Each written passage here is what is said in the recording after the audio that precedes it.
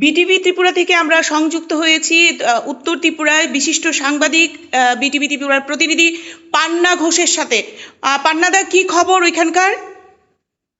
দেখুন, সকাল 8টা থেকেই শুরু হয়েছে ধর্মনগর ভোট গণনার কাজ।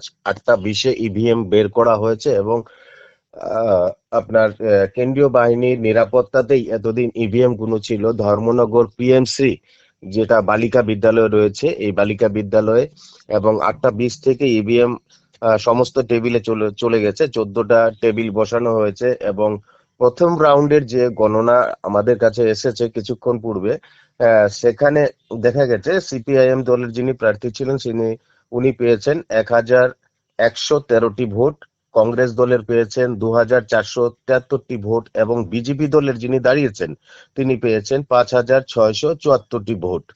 এবং অন্যান্য যে সকল আরো কিছু প্রার্থী রয়েছে, নির্দল, এসওসি, সিএসআই, সেগুলো অল্প অল্প ভোট পেয়েছে। মোট গণনা সংখ্যা বেড়ে গেছে, কিন্তু 9497টি ভোট গোনা হয়ে গেছে যেগুলো। এবং দ্বিতীয় রাউন্ডের গণনার কাজ চলছে। ধর্মনগরে প্রায় 56 বিধানসভা কেন্দ্রে আপনার ভোটার সংখ্যা রয়েছে 46,150 জনের মতন। আচ্ছা, কোনো সমস্যা নেই ওইখানে? এমনিতে গণনা সুষ্ঠুভাবে চলছে? প্রশাসনের দায় দায়িত্ব কিরকম চলছে? হ্যাঁ, প্রশাসনের দায় দায়িত্ব খুব ভালো, থেকে সকাল থেকে দেখা যাচ্ছে খুবই ভালো। তারপরে বরুণ দেবতার উপর অল্প ইয়ে করতে হবে যে সকাল থেকেই এখনো পর্যন্ত বৃষ্টি চলছে, তার মধ্যেই সবাই এসে ঢুকেছে এবং সুষ্ঠু ভাবেই চলছে ভোট গণনার কাজ। আমরা কয়টার মধ্যে গণনা প্রক্রিয়া শেষ হতে পারে আশা করছেন?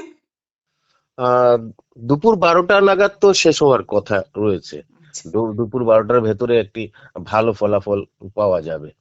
অসংখ্য ধন্যবাদ আপনাকে। আমরা আবারও আপনার সঙ্গে যুক্ত হব।